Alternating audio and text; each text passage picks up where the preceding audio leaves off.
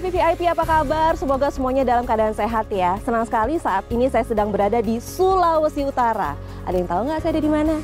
Lihat dong sekelilingnya apa. Kita di Minahasa Utara. Nanti saya akan berbincang-bincang dengan Bupati Minahasa Utara, Bapak Jone Ganda, terkait sejauh mana perkembangan Minahasa Utara saat ini. Langsung aja yuk. Bersama saya Permatasari Harahap, ini dia VVIP Minahasa Utara. Minahasa Utara yang memiliki luas wilayah 1059 km persegi yang dikenal dengan julukan Sang Primadona Pohon Kelapa. Minahasa Utara atau lebih sering disingkat Minut dengan pusat pemerintahan dan ibu kota di Air Madidi terletak di Provinsi Sulawesi Utara. Kabupaten ini memiliki lokasi yang strategis karena berada di antara dua kota, yaitu Kota Manado dan Kota Pelabuhan Bitung. Halo Pak Jone. Apa kabar? Sehat, Bapak apa kabar? Baik. Wah, saat ini saya sudah bersama dengan Bapak Jone Ganda selaku Bupati Minahasa Utara. Senang sekali saya bisa ada di sini. Iya sama Mbak. Indah sekali. Inilah, selamat datang di Minahasa Utara. Baiklah. Iya. Mari. Baik, kita ke sana? Iya dong, ayo.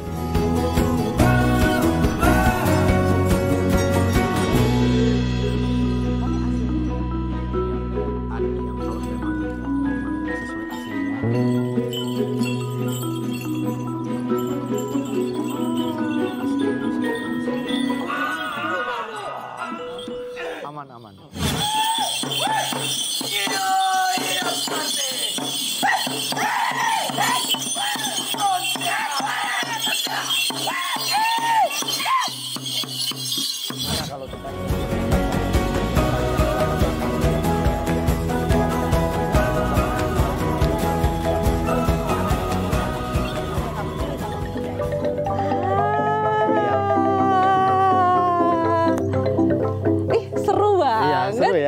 Seru banget. Ini pertama kalinya saya datang ke Minahasa Utara dan ternyata memang indah sekali pemandangannya dan juga kebudayaannya banyak sekali. Kita berbicara mengenai Minahasa Utara. Ini sesuai dengan semboyan Indonesia, ada Bhinneka Tunggal Ika dengan kondisi keberagaman budaya gitu bermacam-macam namun tetap satu bangsa. Betul. Lalu bagaimana dengan Minahasa Utara? Ada berapa suku di sini? Ya, sebenarnya kami ini di Minahasa Utara ini adalah daerah yang diapit oleh dua kota, yaitu Kota Manado dan Kota Bitung. Nah, oleh karena itu kita ini menjadi tempat persinggahan, bahkan menjadi tempat dari beberapa suku yang ada di Indonesia maupun yang ada di sekitar Minahasa Utara ini untuk menetap di sini. Nah, tetapi untuk warga Minahasa Utara kita ini adalah suku Tonsea. Apa itu? Suku Tonsea itu adalah salah satu suku dari suku asli di Tanah Minahasa. Nah, suku Tonsea. Karena di Minahasa itu ada 9 suku. Nah, di kami di Minahasa Utara ini dominannya atau yang mayoritasnya adalah suku Tonsea. Suku Tonsea. Tetapi karena Minahasa Utara ini juga sudah banyak yang datang. Nah, sehingga kita di sini juga ada dari suku Gorontalo ada. Jawa juga ada banyak. Kemudian dari Sangir juga ada. Nah, ini berbaur dengan kita di sini. Dan bahkan ikut juga mempengaruhi budaya di kita. Karena mereka juga sudah lama, udah turun-temurun ada di sini. Bahkan sudah kawin-mawin juga. Sehingga terjadi perpaduan budaya. Oke, dan yang menarik adalah ketika tadi saya datang, kita disambut dengan tarian yang menurut saya sempat ngomong sama Bapak, saya takut Pak, saya takut gitu. Ini tarian apa namanya? Ini tarian Kabasaran. Tarian Kabasaran. Apa artinya? Tarian Kabasaran ini adalah tarian untuk menyambut tamu-tamu penting. Jadi Mbak Ai adalah tamu penting gitu. Baik. Kebetulan berbarengan dengan Bupati, jadi mereka sambut dengan tarian Kabasaran. Tarian Kabasaran. Iya, itu adalah simbol untuk menyambut tamu-tamu penting. Tetapi makna yang lebih dalam lagi, ini adalah tarian perang. Di mana pada zaman dahulu ini adalah tokoh-tokoh yang ikut berperang untuk apabila ada hal-hal atau misalnya ada masalah sehingga terjadi konflik, maka mereka berperang. Nah, sekarang ini sudah kita angkat menjadi budaya kita, di mana budaya ini adalah untuk menyambut kehadiran para tamu. Ini menarik karena tadi awal gini, wah Pak ada yang bawa ini segala macam, saya takut. Tenang. Ini nggak usah takut. Tapi ada menarik juga di sini. Tadi saya disambut dengan tari Kabasaran gitu ya.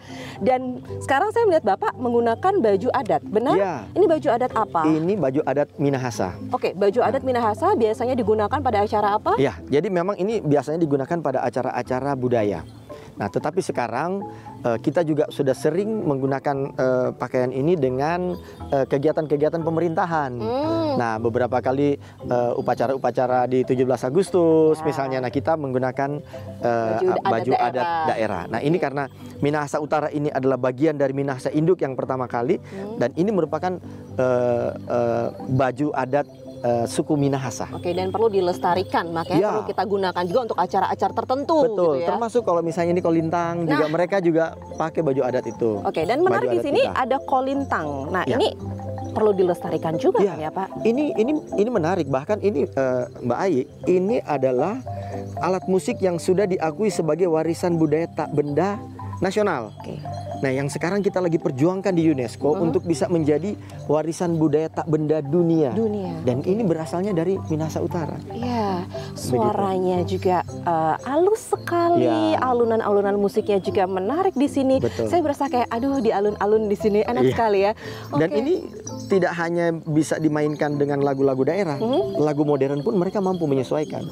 Jadi segala jenis lagu mereka bisa. Dan sekarang lagi diperjuangkan nih untuk menjadi warisan budaya tak benda dunia, UNESCO. Baiklah, Pak. Ini kalau bicara Minahasa, sepertinya banyak sekali kebudayaan yang ingin saya tanyakan. Salah satunya saya pernah mendengar cerita, saya baca-baca gitu ya, di Minahasa Utara ada namanya Waruga.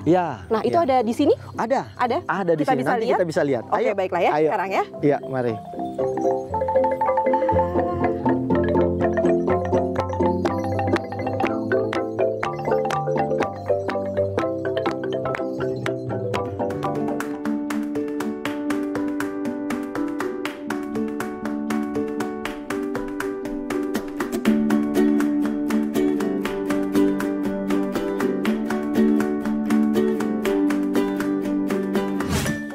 Ini apa, Pak? Ya, ini kita di tempat yang spesial, Mbak Ai. Jadi kalau kita lihat di sini, ini adalah kuburan kuno warga asli Minahasa yang disebut Waruga.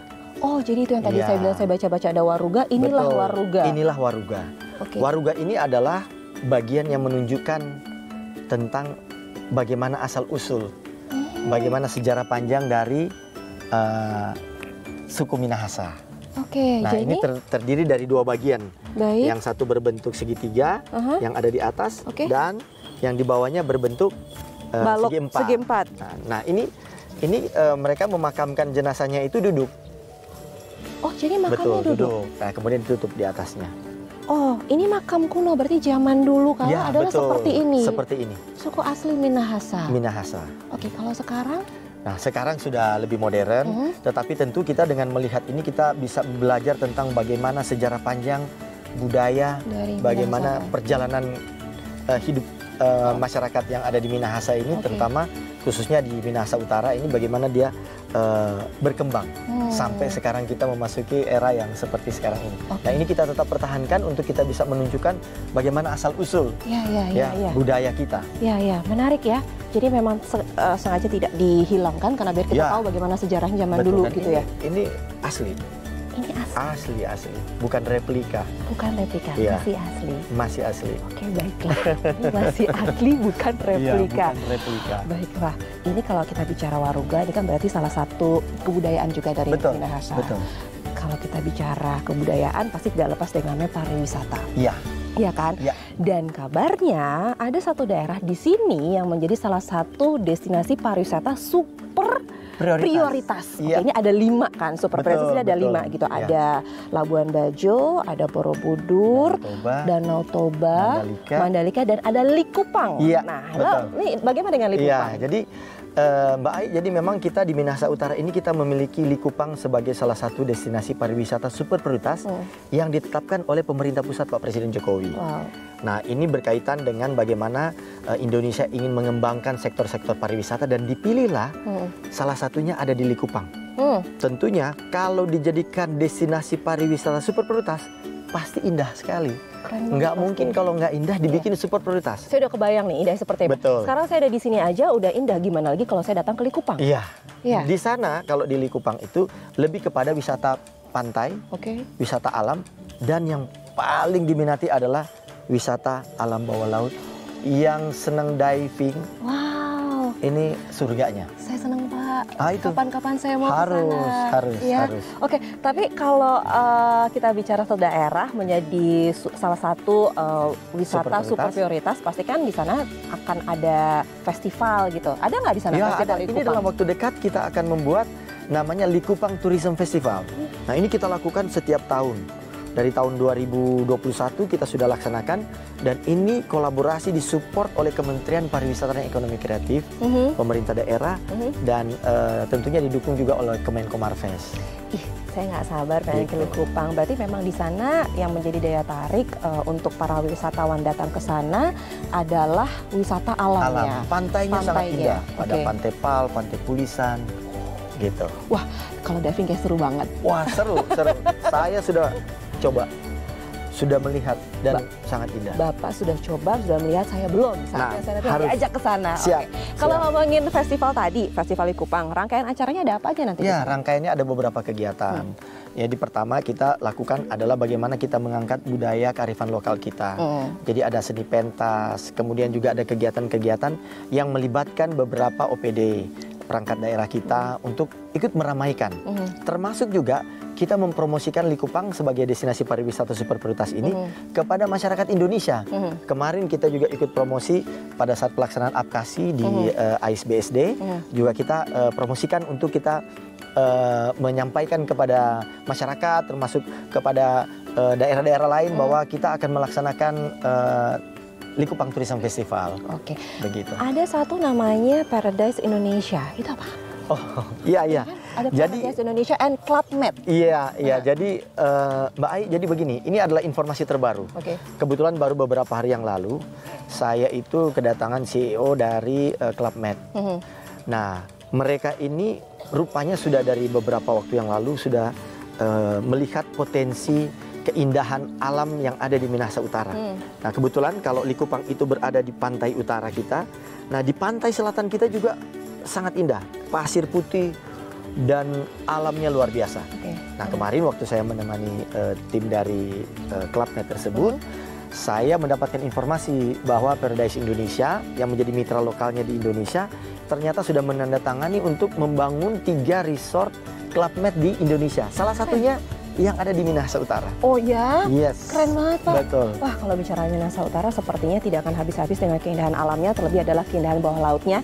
Harapannya Pak, harapan dari Bapak Jono Ganda terkait pariwisata di Minahasa Utara seperti apa? Harapan saya pertama begini, pemerintah pusat terus membangun infrastruktur dasar untuk sektor pariwisata.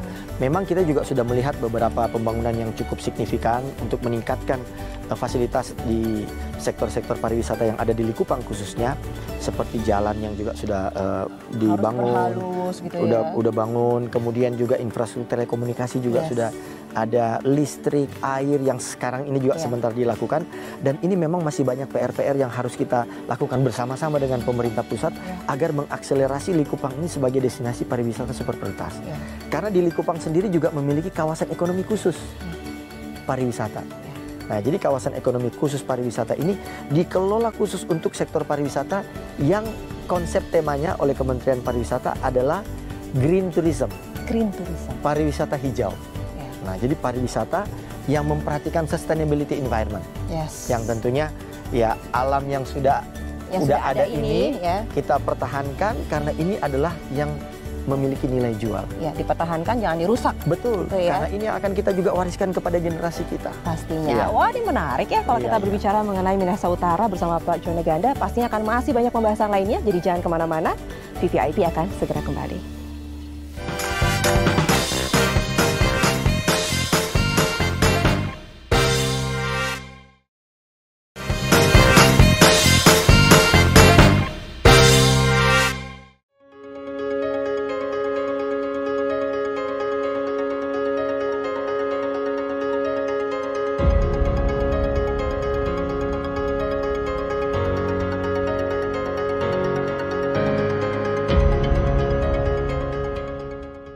Kembali lagi di VVIP Minahasa Utara dan saya masih bersama dengan Bapak Jono Ganda selaku Bupati Minahasa Utara. Pak Jono Ganda, melihat kondisi perkembangan kondisi Minahasa Utara saat ini, kan cukup berkembang ya, gitu ya. Nah, kira-kira bagaimana nih kondisi infrastrukturnya? Apakah sudah memadai atau bagaimana? Iya, jadi menarik pertanyaan Mbak Ai ya.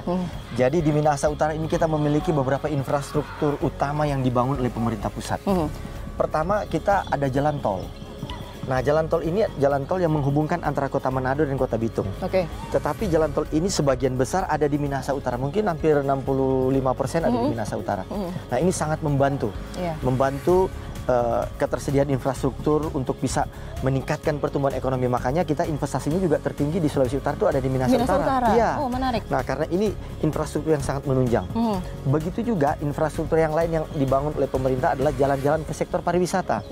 Nah, ini juga sangat membantu untuk bisa menggerakkan ekonomi bagi masyarakat khususnya yang ada di daerah Likupang yang sedang dikembangkan sektor pariwisatanya. Saat ini kita berada di Bendungan. Ini Bendungan Kuil Kawangkoan. Ya, beberapa waktu yang lalu diresmikan oleh Pak Presiden Jokowi. Ya, dan ini adalah salah satu infrastruktur yang sangat penting dibangun oleh pemerintah pusat yang ada di Minahasa Utara. Nah, pertama, selain fungsi untuk pengendali banjir di Kota Manado, karena di tahun 2014 sempat terjadi banjir besar di Kota Manado. Kebetulan aliran sungainya melewati ini. Nah, di bendung di sini. Jadi ini ditahan di sini. Untuk bisa diatur jumlah debit air yang ke Kota Manado, karena di ujung sana kita sudah memasuki Kota Manado. Selain itu juga bisa dipakai untuk pariwisata. Kita lihat di sini juga sering sekali dan banyak pengunjung yang datang untuk berwisata, melihat keindahan dan menikmati suasana yang ada di Bendungan Kuil Kawangkoan ini. Udah kebayang kan? Banyak yang datang ke sini untuk foto-foto karena melihat di samping ada pegunungan gitu. Ini adalah Gunung Kelabat. Gunung tertinggi di Sulawesi Utara. Dan sebelah kiri di sini, ini keren banget. Keren. Ini laut di ujung sana. Pak, berbicara infrastruktur tadi memang Bapak sudah jelaskan ada jalan tol dan lain-lain, atau juga untuk menunjang pariwisata juga sudah gitu ya. Bagaimana dengan fasilitas kesehatan di sini? Di Minahasa Utara ini kita memiliki beberapa rumah sakit. Ya, selain Rumah Sakit Umum Daerah Maria Walanda Maramis yang kita miliki sebagai rumah sakit umum daerah, ini juga udah kategori standarisasi akreditasi paripurna. Nah, ini sangat membantu sekali masyarakat yang ada di Minahasa Utara. Khususnya kami pemerintah Kabupaten Minahasa Utara menerapkan atau mencanangkan program yang namanya UHC. Apa itu? Universal Health Coverage. Nah, ini program unggulan kami. Kami membuat program ini di mana setiap warga yang memiliki KTP Minut, maka dia bisa langsung otomatis menjadi peserta BPJS. Oh, baiklah. Jadi dipermudah semuanya. Dipermudah. Nah, sehingga ini kita kategorikan sebagai Universal Health Coverage. Dan Universal Health Coverage yang kita miliki ini adalah non-cut off. Non-cut off artinya kalau misalnya dia udah nggak ngangsur, tetap berjalan. Pemerintah yang sudah tanggung. Oh, baiklah. Begitu. Jadi nggak perlu takut lagi gitu ya. Jadi nggak perlu misalnya dia mau masuk rumah sakit ada eksiden atau misalnya harus dirawat. Wah, ini udah mati gitu kan. 1 kali 24 jam langsung bisa dia aktif. Oke, hebat. Itu dari Universal Health Coverage itu. Lalu bagaimana dengan saya tahu nih, saya pernah dengar atau saya pernah baca di sini ada puskeling. Puskesmas keliling, benar? Jadi betul. Jadi Mbak Ai, kita ini juga di Minahasa Utara ini memiliki beberapa pulau. Ya, ada pulau-pulau yang dihuni oleh masyarakat, ada Mantehage, Pulau Nain, Pulau Gangga, Pulau Bangka, dan ada Pulau Lihaga juga. Nah, jadi ini adalah pulau-pulau yang kita perlu layani fasilitas kesehatannya.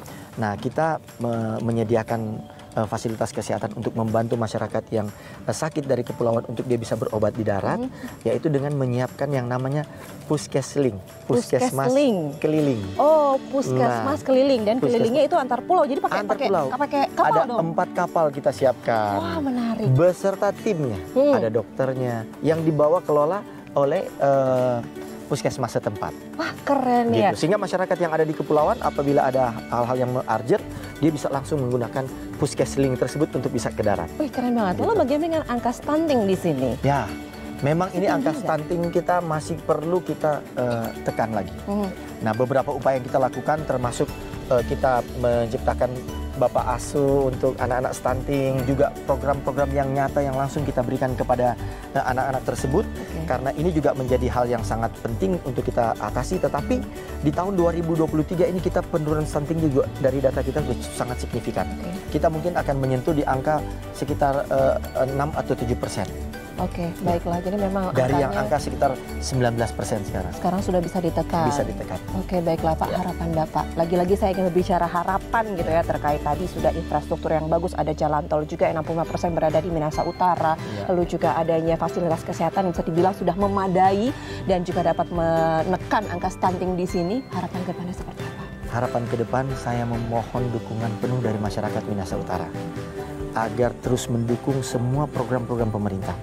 Karena tingkat pertumbuhan ekonomi kita di atas pertumbuhan ekonomi nasional dan pertumbuhan ekonomi provinsi. IPM kita juga, indeks pembangunan manusia kita juga di atas nasional dan provinsi. Menunjukkan bahwa daerah kita ini berkembang dan menuju ke arah yang lebih baik. Oleh karenanya perlu dukungan masyarakat. Amin. Masyarakat harus betul-betul bersama-sama dengan pemerintah, bersatu padu agar kita bisa mencapai kesejahteraan yang kita dambakan sesuai dengan yang ada di RPJMD pemerintah Kabupaten Minahasa Utara. Oke, baiklah. Lagi-lagi ya Pak, saya kalau melihat Minahasa Utara itu tidak mau berhenti sampai di sini aja, sampai di bendungan ini aja, tapi saya pasti akan melihat daerah lainnya, terutama mungkin saya pengen tahu dengan kerajinan-kerajinan yang dihasilkan di sini.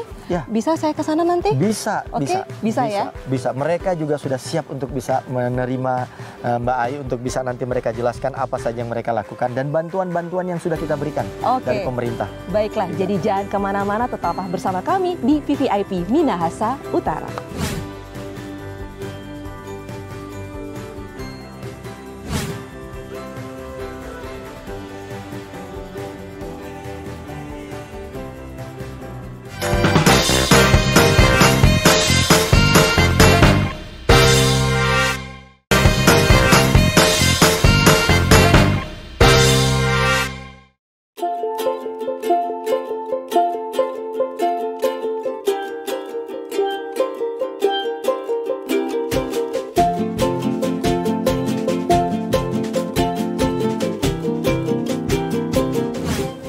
Pemirsa, saat ini saya masih bersama dengan Bapak John Neganda selaku Bupati Minahasa Utara, dan kita sedang berada di bisa dibilang kawasan perkebunan pertanian gitu ya.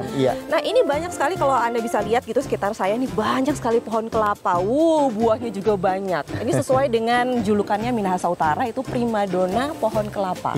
Benar ya? Bumi Nyur Melambai juga. Bumi Nyur Melambai, bahkan ada lagunya itu kayak gitu ya. Nah, tapi sebenarnya gini, julukan itu apakah memang yang saya lihat nih gitu ya, itu diberikan julukan seperti itu apa karena memang didasari dengan banyaknya pohon kelapa di sini?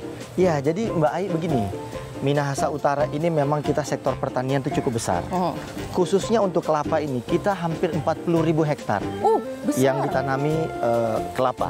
Dan ini dikelola baik secara industri maupun oleh masyarakat. Jadi, potensi yang begitu besar tentang kelapa di Minahasa Utara inilah yang juga mengangkat kita makin banyak dikenal, terutama di pohon kelapanya ini ya. Pohon kelapa ini.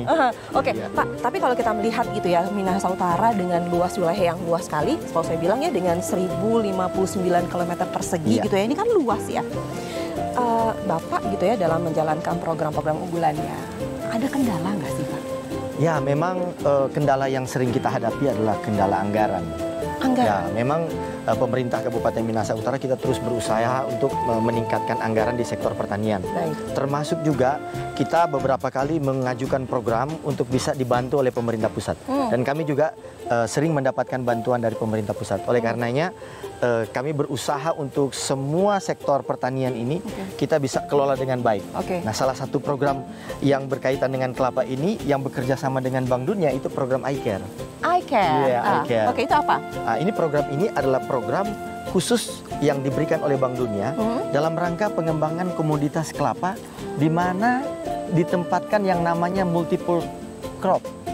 Multiple crop ini adalah seperti kita lihat tanaman kelapa, di bawahnya ada ubi.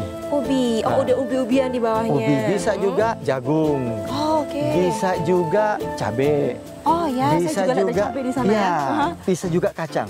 Nah, artinya bahwa pengembangan tanaman kelapa ini yang bisa juga diikuti dengan penambahan hasil atau diversifikasi jenis-jenis tanaman yang bisa didapat untuk memanfaatkan celah-celah yang ditanam dari kelapa ini. Betul. Oh iya, karena kalau kelapa itu kan kita tanamnya nggak mepet-mepet ya. Ada jaraknya. Ya, jadi kita manfaatkan samping-sampingnya dengan tanaman yang lain yang pasti juga bisa menghasilkan untuk masyarakat setempat. Betul. Betul. Ini juga untuk meningkatkan nilai jumlah yang diterima oleh petani. Oke, Pak, tapi kan gini, kalau tadi kan ada bantuan gitu ya untuk melancarkan segala sesuatu agar jauh lebih baik gitu. Ketika Bapak menjalankan program-program unggulan Bapak gitu ya, yang nantinya akan Bapak rencanakan ke depannya, lurus nih ke depan, ada kendala nggak kira-kira? Apa yang masih kendala sampai saat ini? Sebenarnya begini, saya selalu melihat bahwa apa yang kita lakukan ini memang kita susun berdasarkan rencana pembangunan jangka menengah daerah dan kita sesuaikan dengan rencana pembangunan jangka menengah nasional. Nah, ini inline dengan Kementerian Pertanian khususnya. Nah, kalau di Minahasa Utara kami juga fokus untuk pengembangan bibit-bibit unggul dari jenis-jenis kelapa. Nah, ini kembali lagi. Kelapa lagi. Karena saya beberapa waktu lalu mendapatkan penghargaan dari Pak Presiden. Iya, kebetulan ya kita juga menjadi suatu kebanggaan bagi kami di Minahasa Utara. Satya Lencana Wirakarya, benar? Satya Lencana Wirakarya, betul. Nah, ini Satya Lencana Wirakarya ini diberikan dalam hal prestasi atau aktivitas yang kita lakukan kebetulan di sektor pertanian. Dan lebih spesifik lagi tanaman kelapa. Oke, jadi kalau kita ngomongin kelapa ya pemirsa ya gitu, kalau Anda bisa lihat ini kelapanya wow banget, banyak banget. Tapi apakah memang ada jenis-jenis kelapa tertentu atau semua sama aja? Ada jenis-jenisnya. Nah, kembali lagi ke yang saya sampaikan tadi mengenai penghargaan tersebut. Kebetulan kami ini di Minahasa Utara ditunjuk sebagai salah satu daerah penghasil bibit unggul nasional.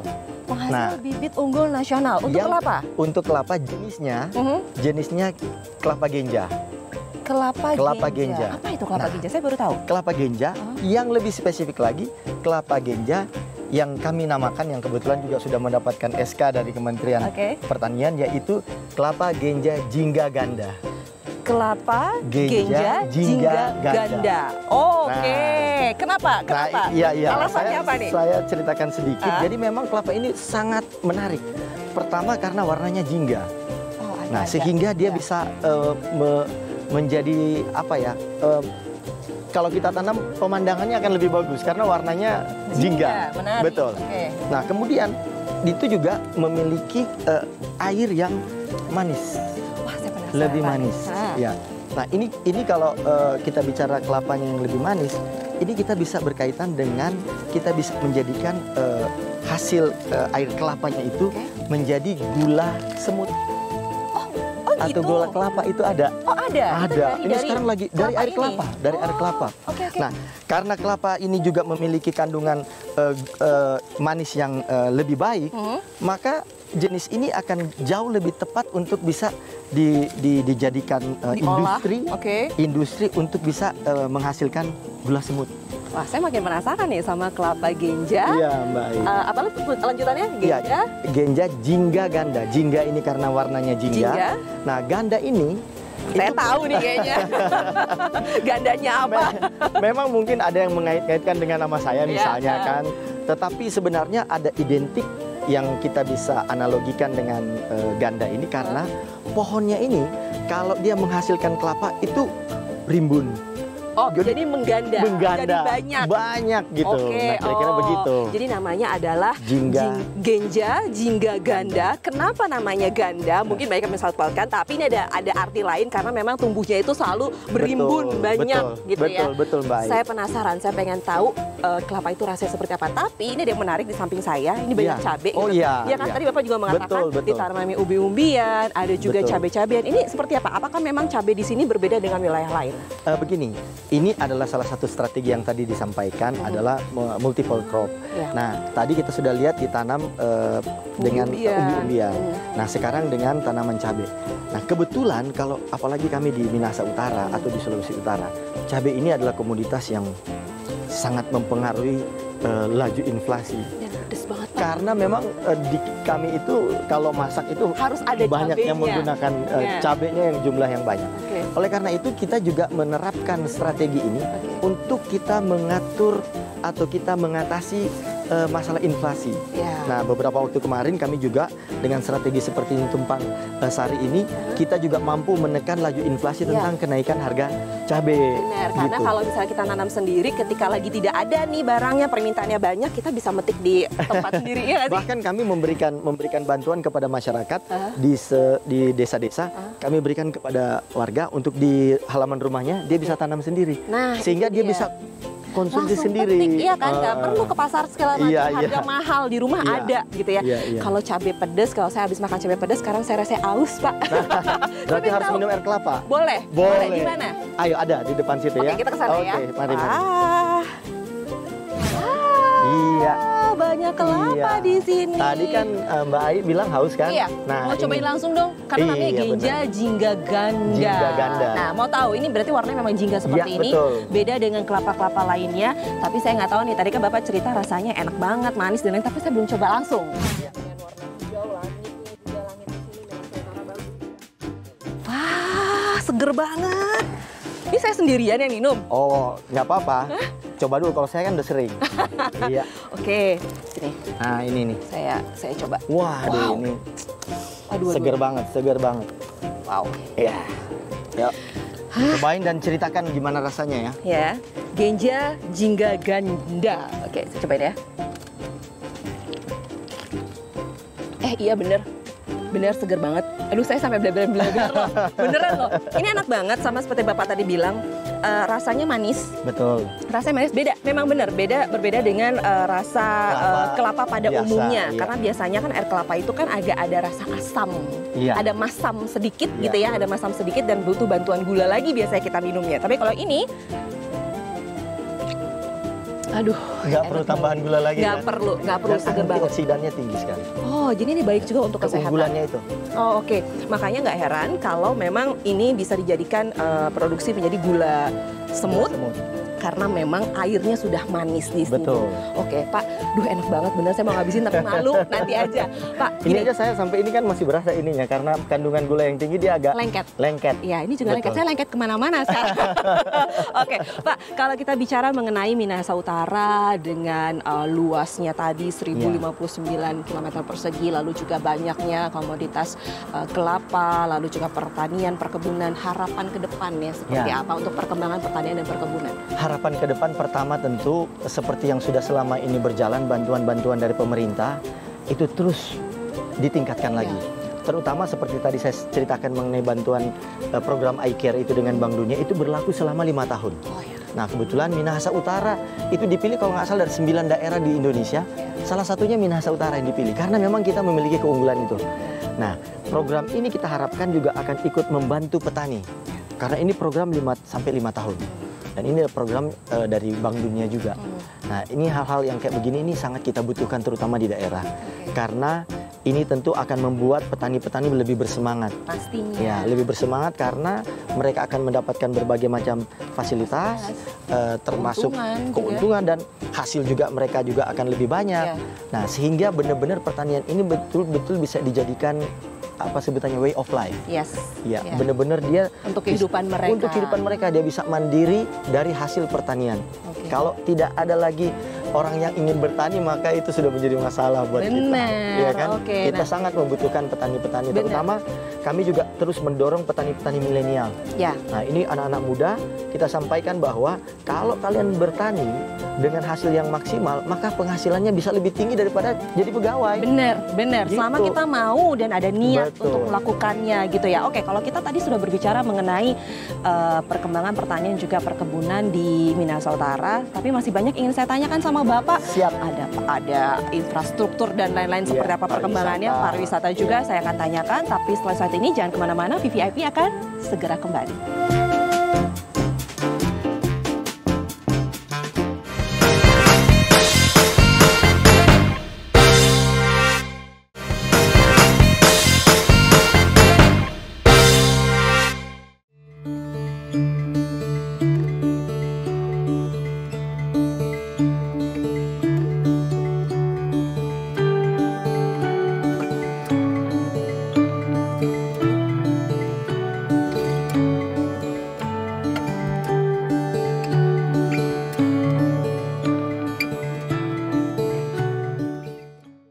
Hai pemirsa VVIP, saat ini saya sudah berada di Walegonovu. Welcome to Walegonovu, yang artinya adalah rumah sabut kelapa. Dan ini merupakan tempat produksi industri kecil menengah di mana barang-barangnya ini akan diekspor. Nah, saya penasaran nih, produknya di sini apa aja sih? Langsung aja kita masuk. Permisi. Iya. Halo Pak, saya mau ketemu sama Bapak Ambrosius. Ya, dengan saya sendiri. Oh, halo. Ya, Pak Ambrosius. Selaku pemilik dari Walegonovu, iya, benar? benar. Oh, baiklah, saya akan ngobrol-ngobrol sedikit ya Pak ya, karena tadi Baik. saya sudah bilang ke pemirsa VVIP kalau saat ini saya berada di Walegonovu atau Rumah Sabut Kelapa. Iya. Nah, berbicara sabut kelapa ini kan Minahasa Utara ini punya julukan primadona kelapa, benar ya? Benar. Nah, apakah memang produk di sini bahan utamanya itu dari sabut kelapa atau dari kelapa gitu? Ya, sebagian besar kami menggunakan sabut kelapa karena kami melihat ini sebagai peluang. Karena di sini sabut kelapa masih menjadi limbah buangan terbesar dari pengolahan kopra, sehingga kami melihat itu sebagai peluang dan menjadi bahan baku utama untuk produk kerajinan yang kami buat. Oh keren, jadi memanfaatkan yang ada Iya, gitu benar. daripada menjadi limbah yang nggak jadi apa-apa, Iya. jadi diolah menjadi sesuatu di sini, tepatnya Iya, di industri kecil menengah. Oke, nah yang menjadi ciri khas utama atau banyak permintaan di sini, karena kan kalau kita bicara IKM tadi dibilang ada industri kecil menengah itu kan barang-barang untuk diekspor keluar. Iya. Nah di sini produknya apa sih, produk andalannya? Nah, produk unggulan kami adalah sikat sabut kelapa. Ini kegunaannya untuk membersihkan gelas, botol, dan tumbler. Dan ini sudah pernah diekspor ke luar negeri, yaitu ke Singapura dan Australia, tetapi masih lewat pihak ketiga. Oh jadi lewat pihak ketiga, Iya. belum langsung? Belum langsung. Oh baiklah, jadi dengan kata lain kalau misalnya di sini sudah berhasil untuk mengekspor keluar, artinya adalah memang pelaku-pelaku IKM ini sudah mendapatkan penyuluhan dasar dari pemerintah yang sesuai gitu? Iya, kami bersyukur bahwa selama ini pemerintah begitu support dengan kami.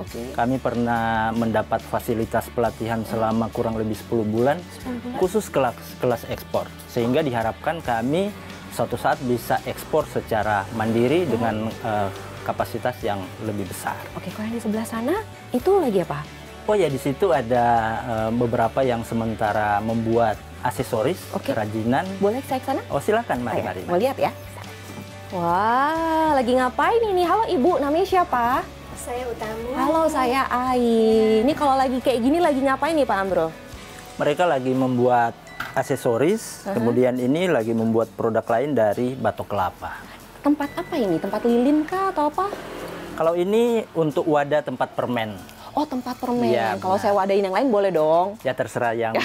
Yang penting ada tempat penyimpanan gitu Iya, ya. benar. Oke, baiklah. Pak, kita lanjutin lagi nih obrolan tadi. Kalau kita kan tadi sudah, Bapak sudah bercerita bahwa pelaku IKM ini sudah mendapatkan penyuluhan dasar dari pemerintah. Iya. Kalau kita bicara fasilitas nih Pak, fasilitas apa sih yang sudah diberikan oleh pemerintah? Selain tadi pembinaan berupa penyuluhan 10 bulan, ada juga fasilitas yang lain berupa bantuan peralatan, mesin peralatan. Kemudian yang lain adalah fasilitas untuk mengikuti pameran baik lokal maupun internasional. Oke, jadi itu adalah bentuk pemasaran. Iya, benar. Nah, berarti kalau untuk Walegonovu ini produk-produk yang ada di sini apakah sudah pernah mengikuti pameran baik itu lokal ataupun internasional? Iya, sudah. Sebagian besar sudah diikutkan ke pameran. Apa? Boleh kita tahu nggak pameran apa aja? Mungkin Bu Utami mau nambahin? Ya. Pameran apa aja, Bu? Ya, kalau pameran, ya kami bersyukur karena memang kesempatan kami untuk mengikuti pameran begitu luas karena dukungan dari pemerintah. Baik pemerintah yang ada di Kabupaten Minahasa Utara maupun dari Provinsi Sulawesi Utara. Dan terlebih juga di bawah, kami berada di bawah Dikranasda, Dewan Kerajinan Nasional Daerah. Jadi itulah pameran terbuka bagi kami. Kalau di lokal, pameran di Manado, kemudian di nasional terjauh yang pernah kami ikuti di Kravina. Kemudian kalau di luar negeri, ya meskipun kami belum pernah berangkat, tetapi barangnya sudah di produknya sana. sudah pernah di sana. Pernah ke Italia, kemudian ke Las Vegas, kemudian ke Milan, dan ke Amerika. Oh baik, boleh tahu nggak kalau lagi dibawa ke sana produk andalannya apa yang paling banyak diminati dari sini? Tergantung dari macam pamerannya. Jadi kalau pamerannya home decor atau home supplies begitu, kayak sikat sabut ya Pak Ambro ya. Oh ini ya? Iya, ini yang belum ada gagangnya. Yang sana sudah ada gagangnya. Baik. Kemudian kalau pamerannya campur-campur, apa saja boleh, itu aksesoris. Kayak seperti ini, tapi ini belum di finishing ya. Baik. Ini kalung premium kami. Jadi ini terbuat dari batok, tapi hiasannya ini dari sabut kelapa. Keren loh, ini dari batok, Iya. ini dari sabut kelapa. Iya, kecil-kecil, detail sabut sekali. kelapanya kami proses seperti ini kan. Ini sudah diurai, kemudian kami warnai, kemudian kami proses lebih lanjut hingga menjadi kelopak-kelopak, baru kemudian kami potong, kami sesuaikan mau dibuat seperti apa. Keren banget. Itu untuk aksesoris. Oh baik, jadi memang kalau pameran itu tergantung ya mereka temanya apa, tapi sebisa mungkin temanya apa diikutkan saja karena memang produk dari sini banyak. Iya. Oke. Tapi karena saya penasaran, ini kan detail banget ya, kayak nggak semua orang bisa ngelakuin ini gitu ya. Boleh nggak saya diajarin Bu Tami? Boleh sekali. Biar saya pulang bisa bikin kayak gini, boleh nggak? Iya, kita ajarin yang simple-simple dulu ya. Boleh? Boleh? Boleh Gimana? sekali. Mari. Oh, saya silakan duduk di sini? Iya, boleh. Oh, baik. Boleh ya? Silakan. Isi. Halo, Ibu. Saya ikutan ya. Mudah-mudahan saya bisa ikut nih pameran terdekat, saya produk dari saya. Oke, boleh. Kerajinan tangan saya. Ya, Jadi kalau ini dari batok kelapa, ini jadi buah gelangnya. Kalau ini buah kalung, kayak gini ya, nanti jadinya seperti ini. Baik. Sebelum kita di sini bilangnya bacako, itu mengepang ya. Oh, bacako. Nah, sebelum kita kepang, kita siapkan dulu ininya. baik. Nah, yang Jadi pertama ininya, ini, saya yang udah ada aja dulu deh. Oke. atau ini tempel dulu. Baik. Tempelnya dari sini. Pakai ini aja supaya aman. Oh, karena ini pasti kalau udah nempel banget nggak bisa lepas. Harusnya udah fasih. bukan skill tapi yang sudah terbiasa. Oh, baik. Gitu. Ini bisa dipegang, ya. Kemudian ngambil ini. Oke, saya mau warna merah. Iya, kecil. silakan. Ini aja saya udah gagal. Ini ditempel dikit. Benar ya? Iya, Ini atasnya betul. tah? Iya, boleh. Jadi saya yang grogi, Bu. Oke, dah. Nah, kayak gini ya, saya sambil tunjukkan. Ini tempel dikit. Nah, oke. Kemudian tempel di sininya. Kalau kurang, tempel lagi. Ini, gini? Iya, di tengah. Langsung di tengah. Oke. Nah, itu. Nanti kalau dia dibiarkan dulu, kalau sudah kering, kita ambil yang sudah kering. Oh, baik. Nah, ini diberi daunnya. Dihias kanan kirinya. daunnya Jadi berarti- bisa nyontoh ini kan. Nah, saya bantu untuk pembuatan daunnya. Tapi biasanya kalau untuk proses kreasi gini tuh kreasi pribadi atau ada kayak, oh kalau di sini Minahasa Utara tuh harus kayak warnanya merah atau ini apa gitu? Enggak sih, Nggak ada patokan? itu ya. Apalagi kalau berkaitan dengan pesanan, kita akan menyesuaikan dengan yang memesan. Oh. Yang memesan suka warna ini ya kita harus mengikuti. Oh, baik. Bukan mengikuti apa yang kita mau, betul, Iya, tetapi iya. apa yang pasar mau. Oh baik. Jadi ini juga gitu. Iya, pakai lem ini saya bantu dengan daunnya. Ibu nempel Ibu. Oh, sorry. sorry. Lucu nih, kan sorry. Ibu motong daun terus Aduh. nempelin saya. Kayaknya emang Iya. daunnya mau ikut saya. Karena terlalu kecil mungkin ya. Oke, jadi saya taruh di sini ya. Aduh. Gini. Iya. Oh, Terbalik. Iya. Yang ujung runcing panjang. Oke, yang saya taruh di sini dalam. aja ya. Boleh. Nah, nanti habis proses kayak gini, baru besok harinya adalah proses mengepang. Finishing dulu. Oh, finishing dulu. Iya, jadi dilapisi dulu Oke. supaya satu Mengkilat. supaya mengkilat dan yang kedua supaya tidak tercabut. Karena ini kan masih water base ya, jadi ketika nanti kena air bisa keluar ini lemnya. Brojol lagi gitu ya, ambiar semuanya. Wah, ini kalau nungguin saya, kalau pemirsa VVIP nungguin saya jadi kayak lama banget, masih 3 hari jadinya. Sekarang ini adalah jadi hasilnya seperti ini. Iya. Nah, ini hasilnya seperti ini, boleh saya pakai nggak? Kok saya jadi duduk di sini? Saya bantuin. Boleh? Ini bisa disesuaikan Boleh, besar tangan kanan. kanan. Secara tidak langsung saya meminta.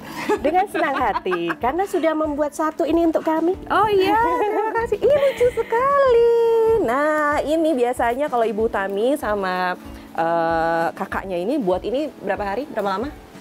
2 hari. 2 hari. 2 hari. Kalau saya seminggu. Jadi kayaknya agak lama gitu ya. Oke, baiklah. Makasih ya Bu udah diajarin. Iya, Semoga saya nanti sama-sama. bisa buat ini lebih cepat lagi. Iya, Terima kasih. makasih. Pak, saya ngobrol lagi Pak. Pasti juga ada harapan dong untuk kedepannya terkait IKM ini. Harapannya apa? harapan kami memang suatu saat kami bisa ekspor sendiri dengan kapasitas yang lebih besar. Sehingga visi dan misi kami untuk Walegonovo ini adalah memberdayakan masyarakat sebanyak mungkin. Baiklah, kalau untuk Minahasa Utara sendiri harapannya apa, Pak?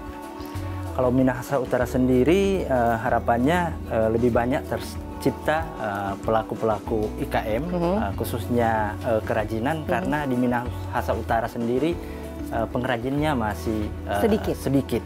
Terima kasih Bu Tami. Sehat terus. Tos dulu boleh? Oke. Nah, sehat terus. Halo Kak, sehat terus ya. Oke, baiklah. Pak, ini kan kita ngobrol-ngobrol, saya mau pamit boleh? Ya. Pegang apa ini Bapaknya? Saya udah GR aja. Ini merupakan aksesoris premium kami, kalung damaris namanya. Ya, ini merupakan produk unggulan. Kalung damaris. Ini mau dikalungin ke saya atau gimana? Saya udah GR aja. Oh, boleh? Ya. Terima kasih. What? Saya berasa menang Olimpiade. Terima kasih ya Pak Amro. Senang banget nih dapat kalung damaris, adalah produk unggulan dari Walegonovo. Jadi tadi Bapak juga mengharapkan, harapannya ke depannya semakin banyak gitu ya. Penyuluhan dari pemerintah, lalu juga semakin banyak pelaku-pelaku kreatif. Semoga nantinya produk-produk yang dihasilkan dari sini lebih banyak lagi. Oke, baiklah. Terima kasih Pak Amro sudah ngobrol-ngobrol. Nanti kita ketemu lagi ya dalam keadaan yang jauh lebih baik. Terima kasih Bapak, sehat terus. Terima kasih Bu Tami. Dah. Wah, sayang sekali pemirsa, kita sudah berada di penghujung acara dan sedih sekali rasanya saya harus meninggalkan wilayah secantik ini, seindah ini, dan saya tidak menyesal untuk hadir di Minahasa Utara. Untuk itu, saya ingin mengajak Anda untuk cintai kebudayaan dan juga kekayaan alam Indonesia dengan berkunjung langsung ke Minahasa Utara. Sekarang saatnya saya pulang, saya Permatasari Haraha pamit, sampai jumpa di VVIP berikutnya. Dah.